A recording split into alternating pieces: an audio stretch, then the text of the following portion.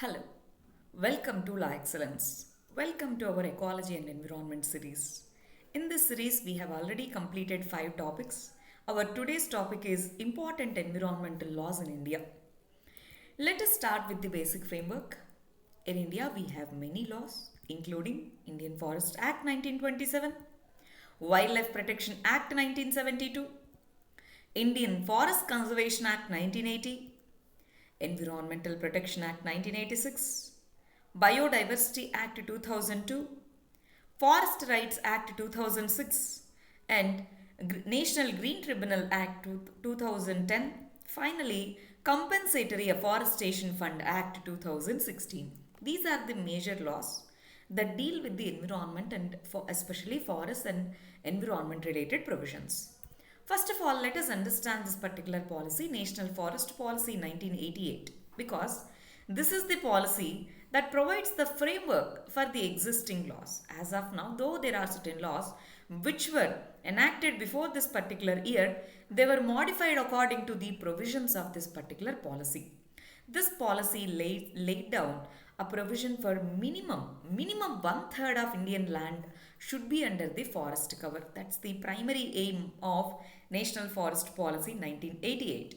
Other than that, there are other important objectives, that is to increase the forest cover, tree cover, to enhance the local participation, that is participatory forest management, and to meet the requirements of local needs, development of locals, protection and conservation of biodiversity, contribution to the ecological stability. These are the other objectives of this particular policy. Now, there are many policies and acts that govern Indian forests, including Indian Forest Act, National Forest Policy, Forest Conservation Act, Forest Rights Act, Compensatory Afforestation Fund, Wildlife Protection Act. These are some of the policies that govern Indian forests. Recently, the Indian government has proposed for amending this particular policy and bringing in new policy in the form of Draft National Forest Policy 2018. This still remains as a draft policy. The government has not implemented it. Now, first act is Indian Forest Act 1927. This particular act, it aims at regulating the movement of forest produce, and it imposes the levy over the forest produce. That means forest produce can be categorized into two types. One, minor forest produce. Two, major forest produce. On major forest produce, only government has the authority. On minor forest produce, as of now, locals have the authority. But earlier, when this particular act was enacted, this even the minor forest produce was brought in under the control of the government. And that's why this particular policy is considered one of the draconian policies. Though aimed at protecting the forest, it is considered as against the people's right in the living in the forest regions. That's why this particular National Forest Act, it divides the forest region into three types: and reserved forests, protected forests, village forests. Reserved forests are provided highest protection. Human intervention in these forests is prohibited. If anyone wants to go into this particular forest region, they have to take the permission. People were denied of the right to gather the minor forest produce from these forest regions. This particular Forest Act, this was first enacted in 1865, later amended twice. Now, according to this particular Forest Act, forests are divided into three types: reserved forests, protected forests, and village forests. Reserved forests were given highest protection. This particular act is being criticized heavily because of these three factors. First one, it has given immense discretion to the forest bureaucracy to control the movement of the forest dwellers. Even those who were living there from many centuries, they were not allowed to collect minor forest produce, so harassing the forest dwellers. Then depriving the nomadic community. Nomadic community means they move from one place to another place. Nomadic communities, their traditional rights were deprived under this particular act. Revenue potential of forest is recognized. That means forest regions can provide ecological and economic resources. This particular act recognized only economic role rather than the ecologic role of the forests. That's why this act has been criticized. There were many acts that were brought in later date after the independence. These tried to justify or these tried to adjust the injustice that has been done to the tribals, especially Forest Rights Act 2006. Let us understand that also in few minutes. Now, second important environmental legislation is this Wildlife Protection Act 1972. This is considered one of the powerful acts in protecting the wildlife and conservation of wildlife in India. This act has been enacted in 1972 by the Parliament.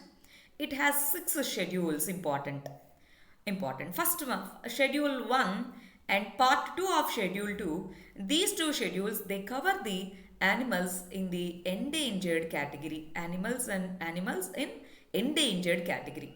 Schedule 5 of this particular act this provides for vermins. Vermins means wild mammals and wild animals or birds which can be killed. Generally, if they impact the agriculture and the nearby lands, crops, etc., these can be killed. With the permission of Chief Wildlife Warden. Vermins, they are defined under Schedule 5. Schedule 6 of this particular act defines exotic plant species. That means Wildlife Protection Act deals with both animals as well as plants. Now let us understand few more things with regard to this particular act. The objective of this act is to protect the wildlife from and control the poaching, smuggling, illegal trade in wildlife and related derivatives. And this particular Wildlife Act, it provides for state wildlife advisory boards, national board for wildlife. It regulates hunting in wild animals. It establishes wildlife sanctuaries and national parks. That means to establish wildlife sanctuaries and national parks, that is done under this particular act, Wildlife Protection Act. Even our Project Tiger, Project Elephant, these special programs to protect these species, these were brought in under this particular Wildlife Protection Act 1972. And this also brings in regulation for a trade in wild animals, animal products. And it also imposes certain penalties in case of violation of this particular act, Wildlife Protection Act. Very important. These three schedules, Schedule 1 and 2, Schedule 5, Schedule 6, these are important schedules out of this act. See, this one, National Board for Wildlife, this is the statutory body constituted under Wildlife Protection Act 1972. This is the highest body for protection of wildlife. This is headed by Prime Minister. Vice Chairman is Ministry of Environment, Forests and Climate Change. This acts as an apex body for review of all wildlife related matters. Some of the parliamentary members, NGOs, eminent conservationists, ecologists, these are part of National Board for Wildlife. This is highest decision making body with regard to wildlife. The functions of NBWL, that is National Board for Wildlife, include promotion and development of wildlife, advise in the government on matters related to wildlife conservation. It provides, this is important, it provides the clearances to the projects that are nearby these protected areas, national parks and other protected areas. No alteration of the boundaries to any of the protected areas can be done without the approval of NBWL. That means if there is any, let's say national park, Manas National Park is there. If there is any project that is coming over nearby or little inside this particular national park or any protected area, this board's permission is necessary. National Board for Wildlife, this board's permission is necessary. Next important act is Forest Conservation Act. So we already have Forest Act 1927. Then why did we enact this particular act? This time by 1980s, more deforestation, environmental degradation was happening. To control that, government has brought in this Forest Conservation Act. This deals with how to protect the forest region, how to transit the forest produces, how to harvest the timber, all these things. Only the provisions related to forest conservation are mentioned in this particular act. That means we didn't remove this particular act In addition to this act was brought in. Forest Conservation Act was brought in. Now, under this particular act, there are four important provisions. First one, forest officers and their staff. These are administered under Forest Conservation Act 1980. Wildlife now is in which list? Concurrent list. Concurrent list. That means though central government through parliament makes the laws, they are implemented by the state governments. So state forest departments, their forest staff, they are governed under Forest Conservation Act 1980. Provisions of this act under this particular provisions of this particular act, the prior permission of central government is required for the diversion of forest land for non-forest purposes. Let's say if someone wants to build an industry nearby a particular forest region, if they want to clear some of the forest region, then central government has to give the permission. An advisory committee will be constituted to advise on these issues to the central government. And this act deals with four categories of forests, including reserved forests, village forests, protected forests. These are there in Indian Forest Act 1927. In addition to them, private forests are recognized under Forest Conservation Act 1980. This is significant. Let's say a large estate owned by a private individual. It can also be declared as a forest, but it's declared as a private forest. Next issue, next important act is Environmental Protection Act 1986. This particular act, this was enacted after Bhopal gas tragedy. This particular act, it empowers the central government to establish any authority under section 3 of this particular act to prevent the environmental pollution and to prevent the environmental degradation. Central Groundwater Board is established under this particular provisions only. Environmental impact assessment, coastal regulatory zone norms, all these were brought in based on this particular act, Environmental Protection Act. As we said, after the Bhopal gas tragedy, the government has enacted this particular one. It is to protect and improve the environmental qualities. It is to set up the authority to study the long-term impacts of a project or something over the environment. It covers all problems related to the environment comprehensively. That's why whenever we bring in any new authority, any new organization, it will have powers under this particular act. Environmental Protection Act, most comprehensive acts, environmental acts of India. See next, this one, EIA, we said under Environmental Protection Act 1986, EIA was brought in. Then what is this EIA, Environmental Impact Assessment? Let's understand this. After this Bhopal gas tragedy, government tried to strengthen the environmental laws. Based on that, in the year 1986, Environmental Protection Act was brought in. Under that, this particular provision of EIA was brought. EIA means assessment. Let's say a particular area, a dam. Let's say in the state of Kerala, they want to build a new dam in the Western Ghats region. Then they should submit the environmental impact assessment. That means what would be the impact of this particular dam in the ecosystem of this particular area. That's how EIA is an assessment of damages, and then it explores the alternatives. Let's say, yes, this particular dam causes the damage. What are the alternatives? How to minimize these damages? This will also be mentioned under EIA. This particular EIA is mandatory for mining projects, infrastructural projects, real estate. For all these projects, EIA is necessary. And once it gives the EIA clearances, Ministry of Environment gives the clearances. Once it gives the clearances, it also monitors it. That means after some time, are they following the alternatives that we suggested or not? So monitoring will also be done under this Environmental Impact Assessment, EIA. Next important act is Biological Diversity Act or Biodiversity Act.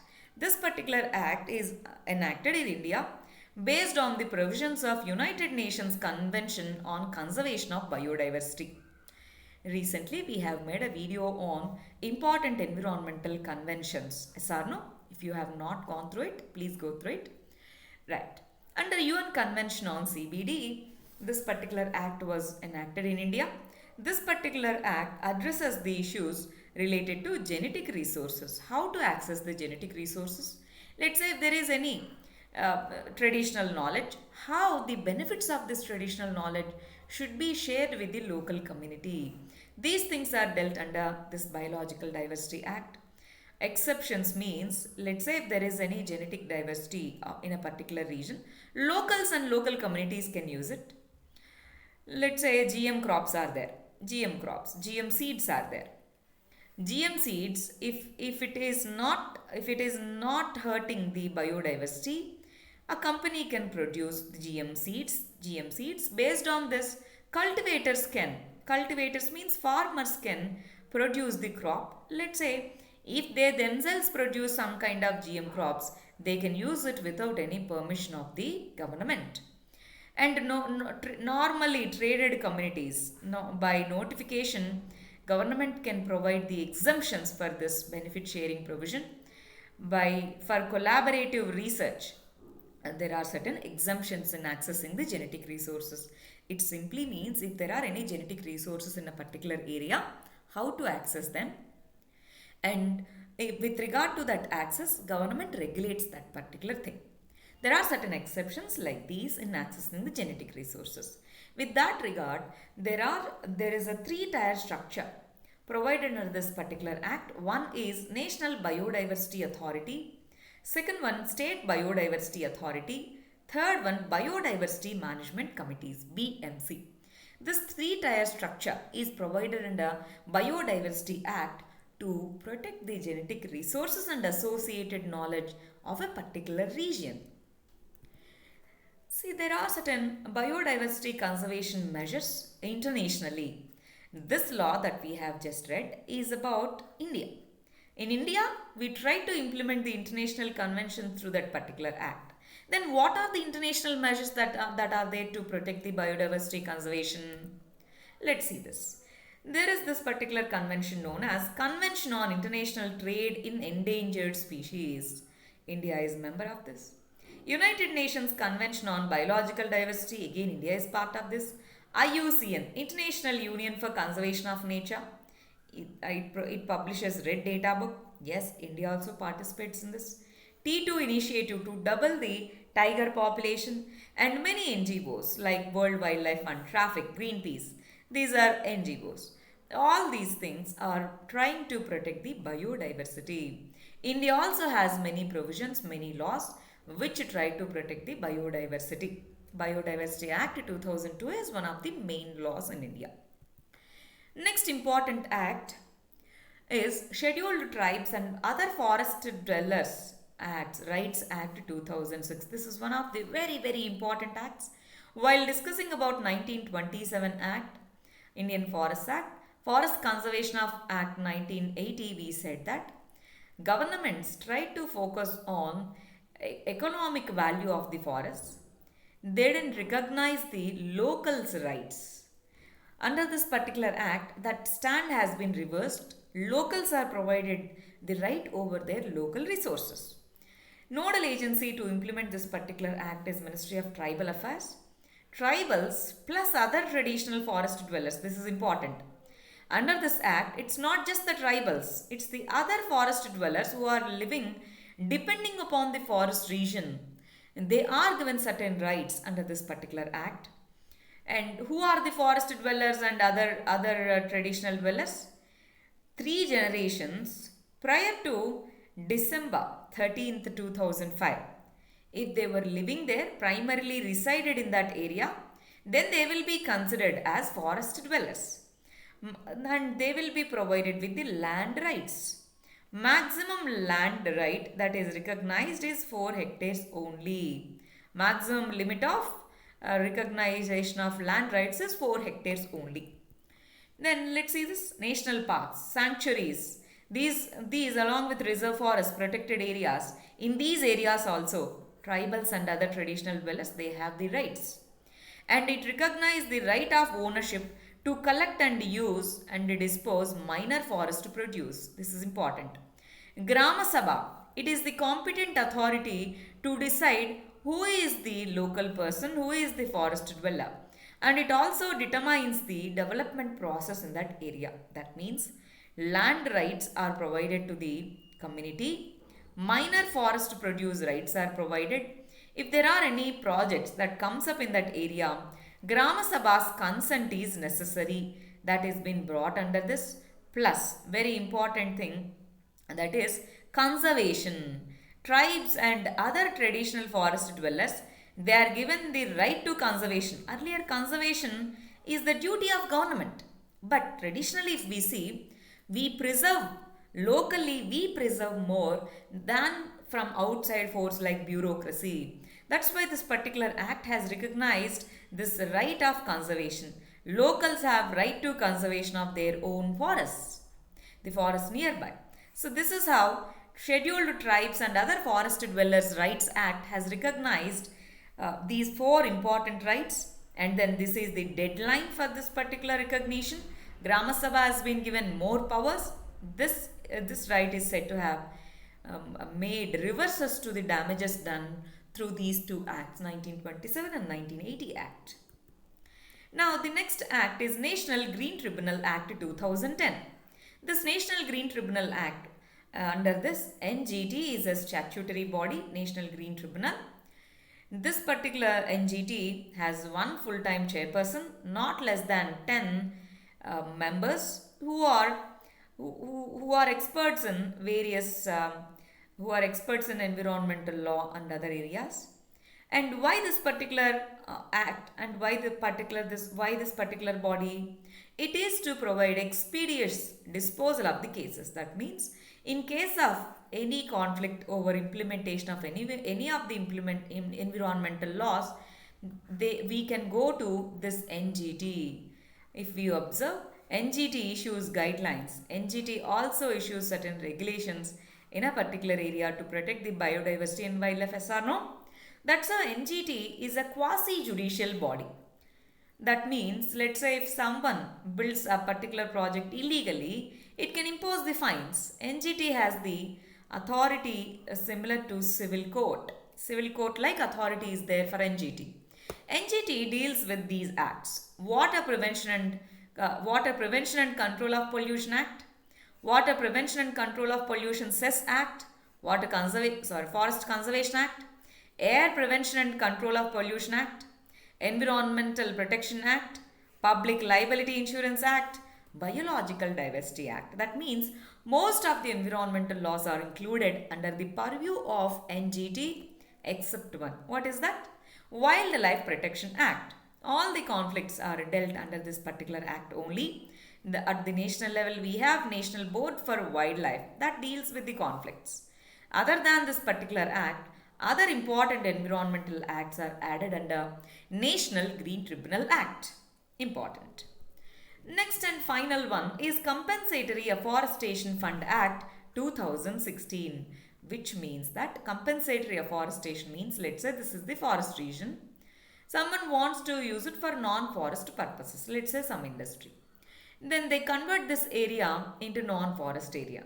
They take the permission of the central government, but they have to pay a certain amount as a compensation, and then this amount will be used to go for afforestation in some other area, something like that. That's called compensatory afforestation. To compensate the forest region that is lost, some fund is paid by this company or corporation which is converting the forest land into non-forest land.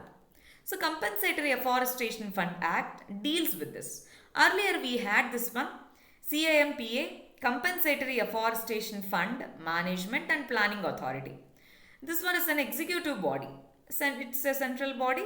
Center through the executive order has provided the powers to this body.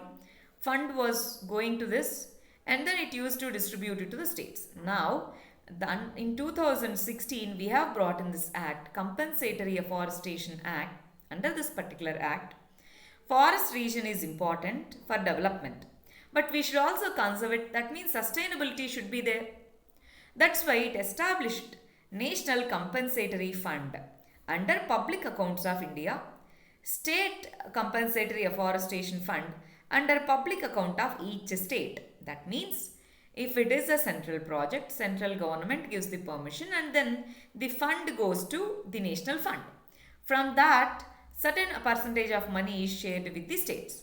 If it goes to states directly, states use them directly. Now, what are the provisions of this particular act? How do we decide what is the amount of this particular area? Let's say 2 acres of this particular area is getting diversified. How do we define the value? How should a company pay? For that, there is this particular definition called as NPV, net present value. See, these funds, the funds under this Compensatory Afforestation Fund Act, they are received under for compensatory afforestation. Net present value over there, that means what is the stock of trees that are there, what would be the market value, ecological value of that, and other project specific payments. These three are considered. That means what would be the cost to go for fresh forestation in a particular region. That cost is compensatory afforestation cost. Value lost because of the diversion of the forest region plus other cost. These three are added. National fund under central government. National fund, it will receive 10% of these funds only. Remaining 90% goes to the state funds. According to the provisions of this, if a company wants to develop a forest region, they have to provide alternative land also. Alternative land. Otherwise, they can provide the money. And afforestation under this particular act, it has been monitored by the states because wildlife is in concurrent list. That means though the programs and schemes are brought in by the center, their implementation and monitoring would be by the states. Now, what is compensatory afforestation means? Every time a forest region, forest land is diverted to non-forest purposes, let's say mining industry, they have to pay some amount equal to the non-equal to that particular value of that particular region. So 2016 we passed this particular law, 2018 we started implementing. Earlier we had this mechanism. As per the rules, 90% goes to states, only 10% remains with the center. These are the important environmental laws that we have in India. Please go through them carefully, and the PDF of this session will be provided in the description link. You can download that. Thank you very much. All the very best.